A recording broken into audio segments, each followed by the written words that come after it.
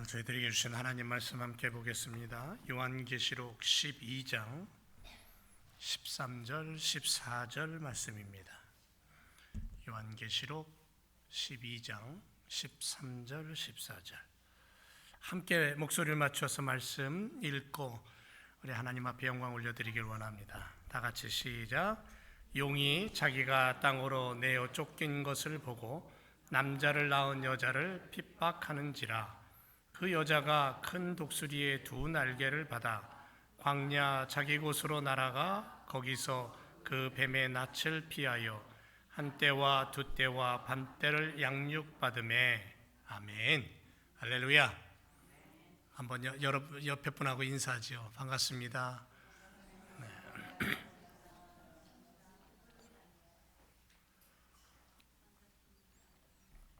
안 반가운 분도 계시나요? 반갑죠. 네.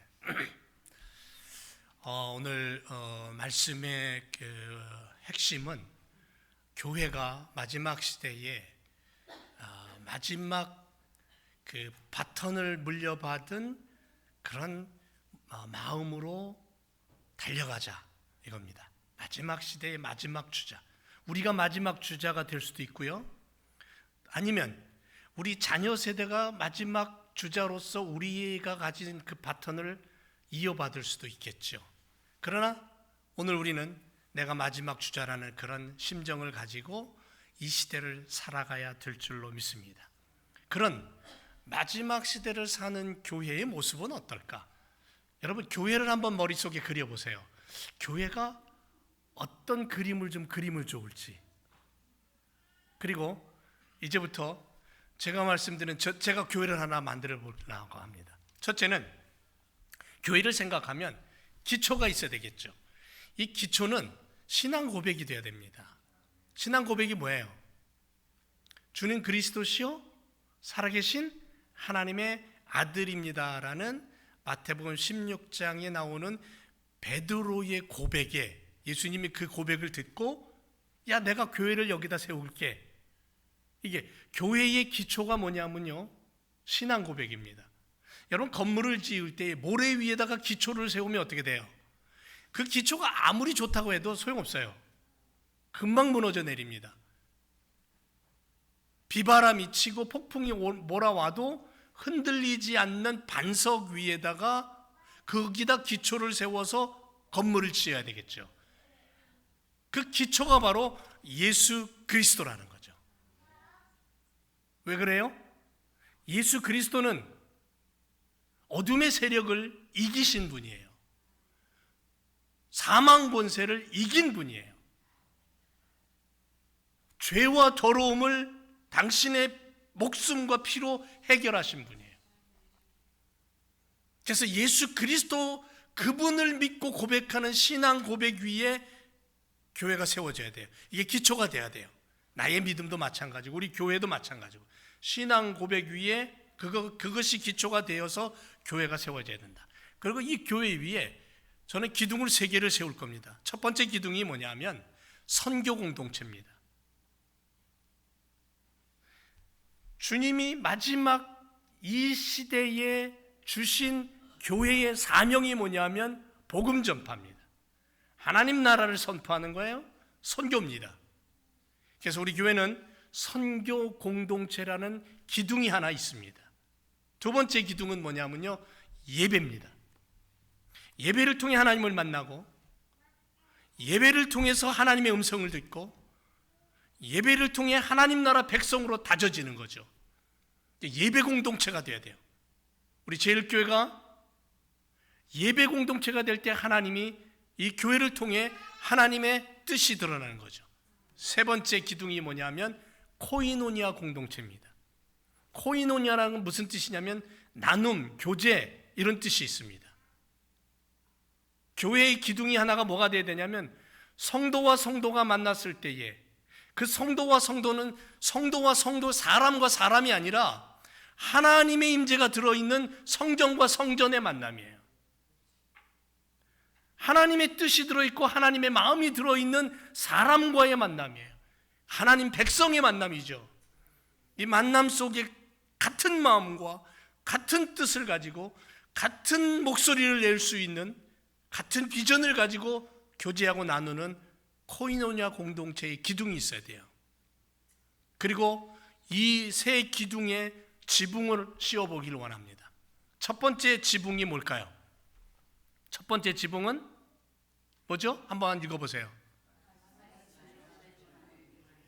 말씀에 집중하는 거예요. 말씀. 성경 말씀, 66권의 성경 말씀, 거기에 집중하는 거. 두 번째는 뭐죠? 한번 읽어볼까요? 시작. 예수님께 붙여. 말씀에 집중하다 보면요, 그 말씀의 가장 중심에 누가 있냐면 예수님이 있어요. 성경 66권을 뚫어지게 들여다보고 그 성경 66권에서 하나의 이름을 찾는다면 메시아 예수 그리스도 구세주를 만나게 돼요. 예수님이에요. 예수님을 만나게 되는 거예요. 예수님을 중심으로 초점을 맞춰야 돼요. 그리고 세 번째는 뭐예요? 한번 읽어봅시다. 시작. 네. 여러분, 글씨, 종이, 성경 겉에는 가죽으로 되어 있고 속에는 종이로 되어 있고 종이 속에는 까만 글씨, 빨간 글씨로 되어 있어요. 이게 성경이에요. 여기다 대고 아무리 뭐라고 욕을 해대도 꼼짝 안 해요. 이거 아무 소리 안 합니다. 내가 여기다 대고 별 소리를 다 해도 아무 반응 없습니다. 그런데 말씀에 집중해서 그 말씀을 안에 받아들이고 그 말씀 속에 있는 예수 그리스도, 그분 앞에 집중해서 그분께 사로잡힌 인생이 이 땅을 살아갈 때에는 말씀이 살아 움직이는 역사가 나타나요. 그래서 아무런 반응 없던 종이에 기록된 그 하나님의 말씀이 내 안에 들어와서 나를 움직이는 거죠. 나를 움직일 때는 기적이 나타나고 능력이 나타나는 거예요. 이게 교회입니다. 사랑하는 성도 여러분, 우리는 이 시대를 어떻게 살아가야 될까요? 마지막 시대입니다. 세상은 종말을 향해 달려가고 있습니다. 사람들의 윤리와 도덕은 무너지고 정치, 사회, 경제 어둠 속을 방황하고 있습니다. 혼탁한 시대입니다. 전쟁은 멈추지 않죠. 무엇보다도 어둠의 세력인 사탄의 세력은 믿는 자들 향하여 무섭게 돌진하고 있습니다. 이러한 마지막 시대에 교회의 모습은 어떠해야 될까요? 이 암울한 시대에 교회는 어찌 해야 되냐는 거죠. 성도의 삶의 자세는 어떻게 해 살아야 되냐? 요한계시록의 말씀을 통해 그 방법을 찾아보려고 합니다. 마지막에 고난이 있다. 마지막에 어려움이 있다. 요한계시록 12장은 그 얘기를 하고 있는 게 아니에요. 마지막에 어려움과 고난이 있다라는 얘기에 초점을 맞추지 말고 마지막에 하나님의 교회가 어떻게 준비되며 쓰임받을 것이냐에 초점을 맞추자는 거죠. 믿음의 사람들이 마지막 시대를 살면서 어렵고 힘든 혼탁한 시대를 살면서 그 어려움을 어떻게 이겨낼까? 야, 어려운 시대가 왔구나라고의 초점이 아니라 그러한 시대 앞에 교회가, 믿음의 성도들이 어떻게 살아갈 것이냐, 어떻게 무장할 것이냐에 초점을 맞추자는 거죠. 여러분, 사탄의 분노가 얼마나 강력한지 교회를 향하여 막 쏟아붓고 있어요. 교회를 향해서 어마어마한 핍박을 가하고 있어요. 어떻게 할 수 있습니까? 젊은이들이 세상이 좋아서 세상으로 자꾸 나가요. 교회 안에 머물러 있지 않아요. 다음 세대의 리더자들을 찾아보기가 힘든 시대예요. 왜? 세상이 너무 좋아서. 핸드폰 하나만 들고 있어도 하루 종일 심심하지 않은 시대예요. 그런데 그 안에 너무도 많은 거짓되고 어두움의 세력들이 그 안에 들어있다는 거죠. 오늘 본문 13절에 이렇게 말합니다. 용이 자기가 땅으로 내어 쫓긴 것을 보고 남자를 낳은 여자를 핍박했다 그랬습니다. 여기서 말하는 용은 타락한 천사인 사탄이에요. 하늘에서 전쟁이 벌어집니다. 타락한 천사인 사탄의 무리들과 하나님의 천사들의 싸움이 일어나는데 하나님의 천사가 이겨버려요. 그래서 땅으로 쫓겨나요. 땅으로 쫓겨나갖고 뭘 했냐면은 우리 인생을 구원할 메시아, 하늘 보좌를 버리고 이 땅에 오신 예수 그리스도를 핍박하고 죽여버립니다. 그것으로 승리한 줄 알았는데 아니요. 털커니 예수님 3일 만에 무덤문을 열고 부활해버리네. 죽은 줄 알았는데, 죽어서 끝난 줄 알았는데 무덤문을 열고 부활하시고 승리를 선포하셔요. 하늘의 영광을 가져오셔요. 그러니까 이 어둠의 세력이 이제 더 분이 차가지고 화가 나가지고는 이제는 어디를 향해서 공격을 하냐면 교회를 향해 공격하는 거예요. 하나님의 백성들이 모여있는 교회 공동체를 향해서 집중적으로 포화를 쏴대는 거예요.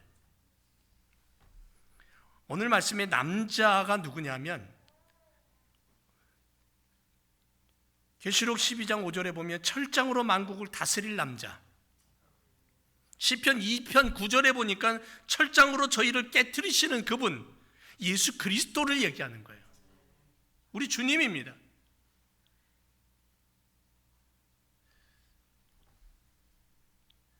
그런데 그 남자를 낳은 여자 했을 때 이 여자는 누구냐면 교회를 가리키는 게 하나님 나라를 상징적으로 보여주는 교회, 하나님께서 설계하시고 하나님이 디자인하신 교회. 제가 아까 초두에도 말씀드린 것처럼 그 말씀과 신앙 고백 위에 세워진 그 교회, 그리고 그 교회를 중심으로 하나님의 말씀을 증거하고 보여줄 성도들이 모여있는 그 교회, 구원받은 백성들이 하나님의 나라를 꿈꾸며 재림의 주님을 기다리고 있는 그 신부된 성도들이 모여있는 그 교회, 그 교회를 상징하는 거예요. 새 생명을 낳고 하나님 나라를 보여주는 그 교회를 여자로 지칭하는 거죠. 그래서 사탄은 세상에 있는 하나님의 교회를 본격적으로 핍박하기 위해 땅을 점령해 버립니다. 하늘에서 패배한 저들이 쏟아지는 분노를 가지고 교회를 향해, 교회 안에 속해 있는 성도들을 향해서 핍박을 가합니다. 어마어마한 대재앙으로 그리스도의 몸된 교회를 향해서 마치 사냥꾼이 짐승몰이를 하듯이 그렇게 교회 성도들을 유혹합니다. 잔혹하게 핍박합니다. 성도는 세상 속에 있어요. 그런데 세상을 주관하는 어둠의 세력은 사탄이에요. 성도는 거룩한 하나님의 백성이에요. 그런데 어둠의 세상에 살면서 죄악과 사탄의 세력의 그 위험에 늘 노출되어 있다는 거예요. 그래서 늘 쓰러져요. 늘 유혹을 받고 늘 어려움 속에 처할 수밖에 없어요. 사랑하는 제역교 성도 여러분, 오늘 우리가 당하는 어려움 단순한 문제가 아니에요. 가정 문제, 경제적인 문제, 사회적인 어려움, 그것은 그 당면한 그 문제만이 아니라 그 너머에 있는 어둠의 세력인 사탄의 영적인 공격이 있다는 것을 우리는 깨달아야 된다는 거죠. 그래서 믿음의 사람들은 육신을 입고 살아가지만 정말 중요한 것은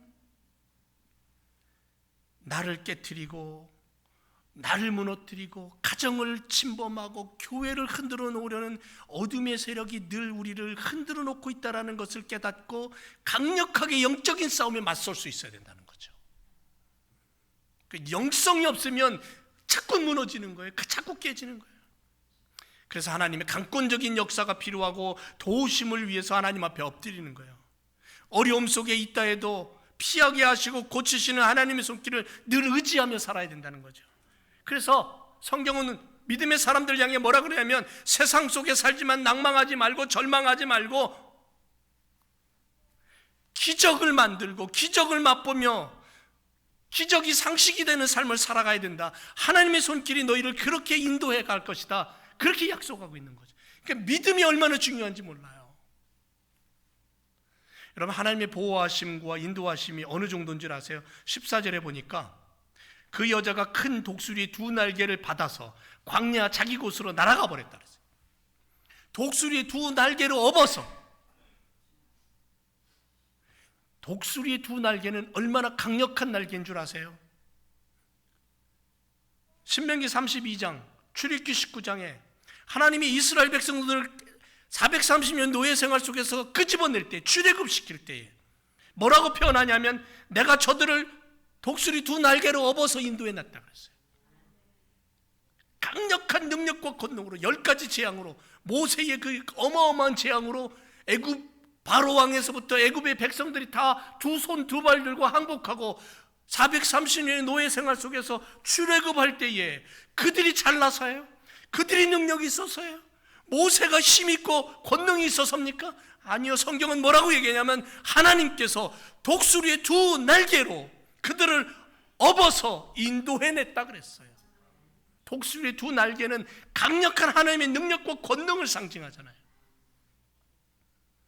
여호와께서 그를 황무지에서 만나시고 자기 눈동자같이 지키시고 마치 독수리가 날개를 펴서 새끼를 받으며 그 날개 위에 그것을 엎는 것 같이 당신의 백성들을 강력한 하나님의 능력과 권능의 날개에 업어서 그들을 안전한 곳으로 인도해 가셨다.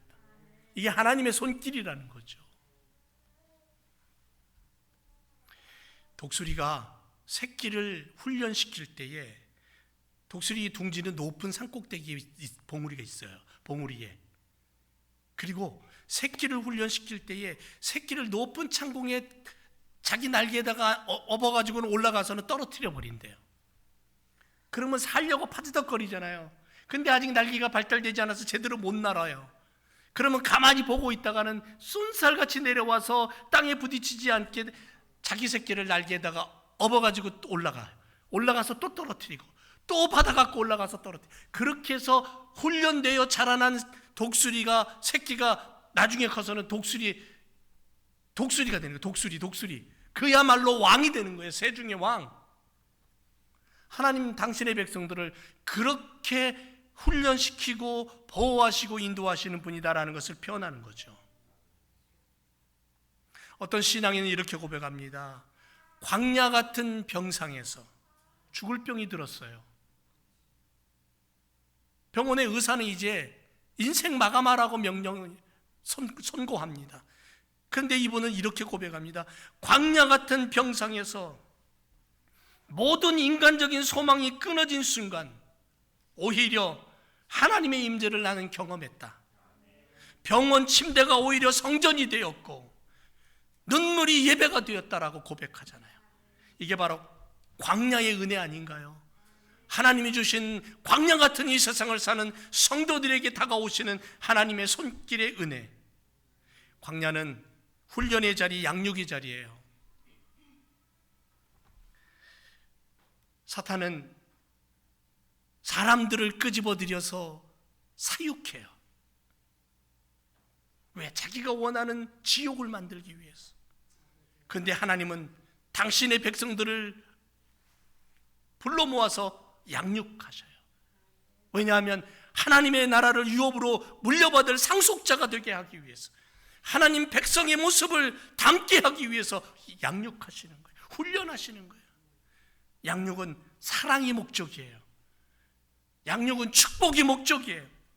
부모가 자녀를 그렇게 키우듯이 하나님은 우리를 하늘 백성답게 키우시는 거죠.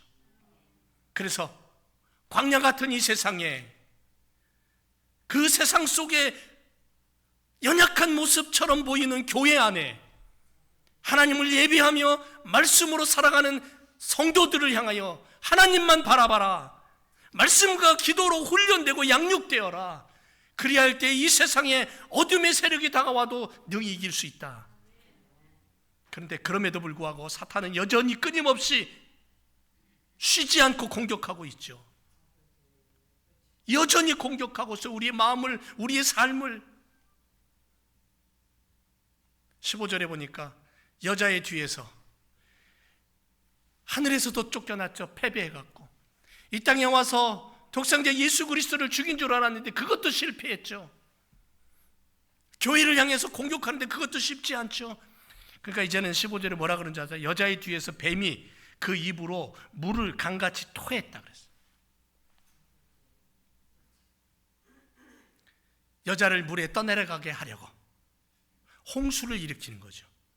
그런데 16절을 보니까 땅이 입을 열어서 그 물을 아예 삼켜버려요. 하나님의 교회는 무너지지 않습니다. 오늘날에도 교회를 무너뜨리려는 공격이 얼마나 많습니까? 세속주의, 쾌락, 물질주의, 교회 안에 들어오는 분열과 시험, 시기, 질투, 원망, 눈을 흘기고 다른 사람이 잘 되는 것 배아파하면서 나만 잘 되면 된다라는 우상 숭배에 신앙을 박해하는 사회적인 압력 등등 어마어마한 것들이 믿음의 사람들 향하여서 공격해 오고 있어요. 그러나 교회는 무너지지 않습니다.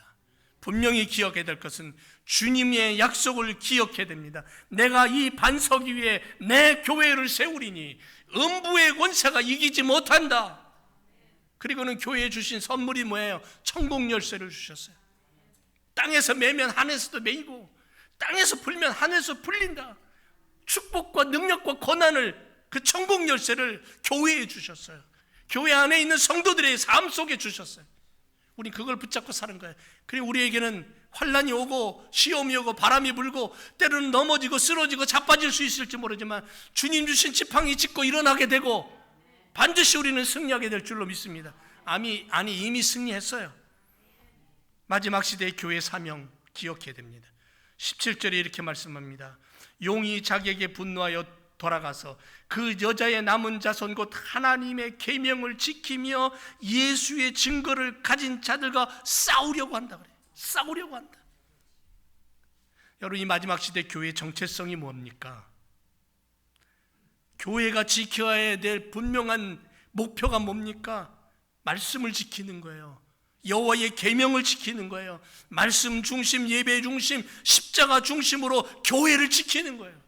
어둠의 세력이 무너뜨리지 못하도록 예수의 증거를 가진 교회, 십자가 부활의 증거를 가지고 복음을 전하는 교회, 열방을 향하여 하나님의 말씀이 살아있는 것을 보여주는 교회, 그런 성도로 살아가야 된다는 거예요. 교회는 세상의 환영을 받으려고 존재하는 곳이 아니에요. 세상의 환영을 받으려면 얼마든지 많아요. 세상 속에. 교회는 마지막 시대의 마지막 주자가 되어 바톤을 들고 복음을 끝까지 전하며 신부의 정결함을 지키며 십자가 예수 그리스도를 외칠 수 있는 공동체로 만들어져 가야 된다는 거죠. 사랑하는 제일교회 성도 여러분, 지금도 사탄은 분노하여 교회를 무너뜨리고 성전된 성도들을 무너뜨리려고 해요. 수많은 유혹과 수많은 욕망으로 우리를 흔들어 놔요. 하지만 하나님의 독수리의 날개가 나에게 있다, 우리에게 있다라는 것을 우리는 기억해야 돼요. 하나님의 강력한 능력이 우리와 함께한다.